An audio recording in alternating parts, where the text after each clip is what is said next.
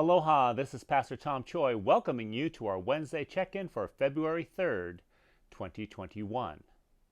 Since Monday, I have been participating in the interviews for the California Pacific Board of Ordained Ministry. Ordinarily, I would be in Palos Verdes, California at the Mary and Joseph Retreat Center, conducting in-person interviews of candidates who are pursuing ministry as a career.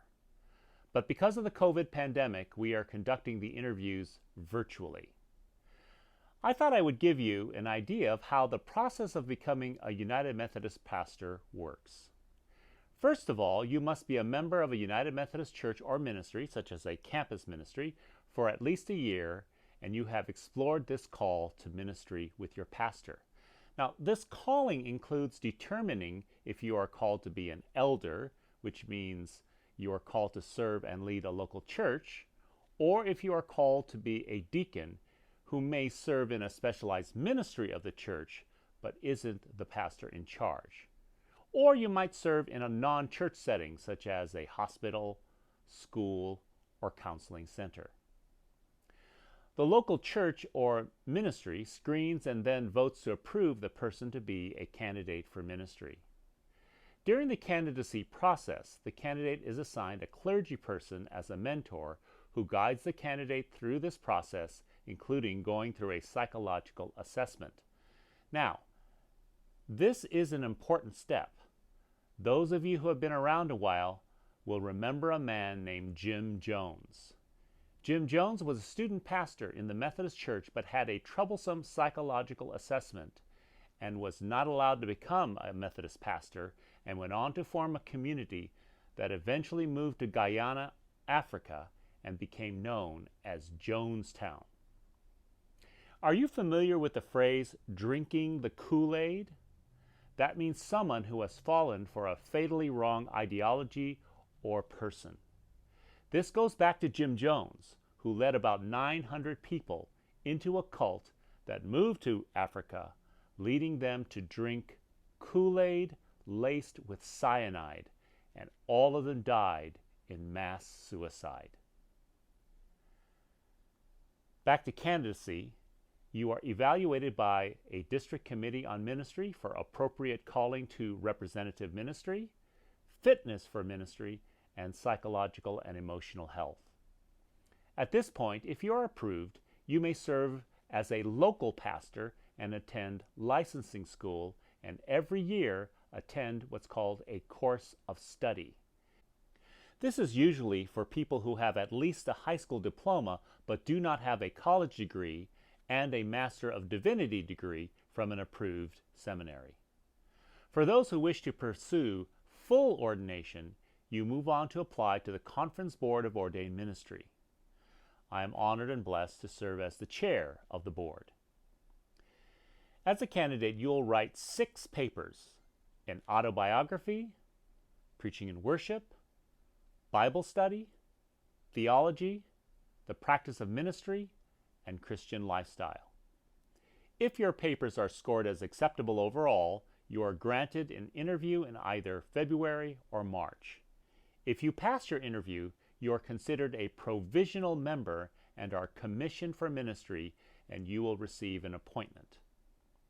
But the process continues for a while longer.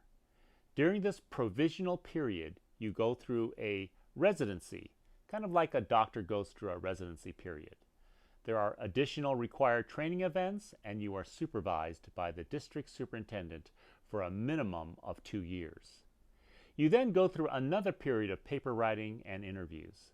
If you are approved, you are then ordained as an elder or a deacon. And then at the annual conference, there's a worship service where the bishop lays hands upon you and says, "Take thou authority as a minister of Jesus Christ." It is very, very inspiring. The ordination process is long, but I believe that it is important to make sure that the ministers that lead us are evaluated and examined thoroughly. In this, the United Methodist Church is committed to the understanding that the call to ordained ministry is not just an individual thing, but one that is made by the entire community. This is another reason why we are called a connectional people, because United Methodist ministers are to be able to serve in a variety of settings, as opposed to some denominations where a pastor may serve in just one church for a career. While there are exceptions, United Methodist pastors can expect to serve several churches or ministries during their careers, although I believe that the current trend is toward longer tenures in one setting. I'm finishing up my 34th year in appointment as a pastor.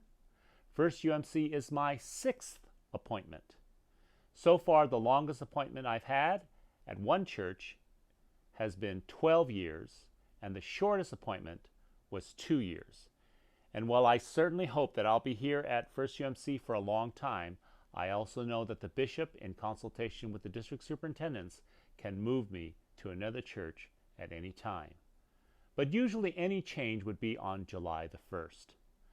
I have been blessed to have been ordained by God into ministry here, and I ask you to please pray for the candidates who are coming before the board this week, and please pray for the interview teams as we discern the best ministers for such a time as this.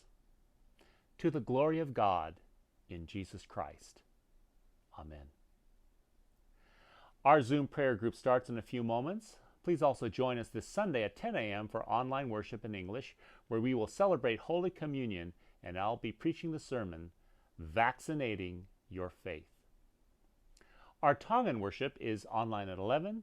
Until then, may the God who calls each of us into ministry, whether it is as ordained clergy or dedicated lay people, help us to find the best ways to proclaim the good news of Jesus Christ. Amen.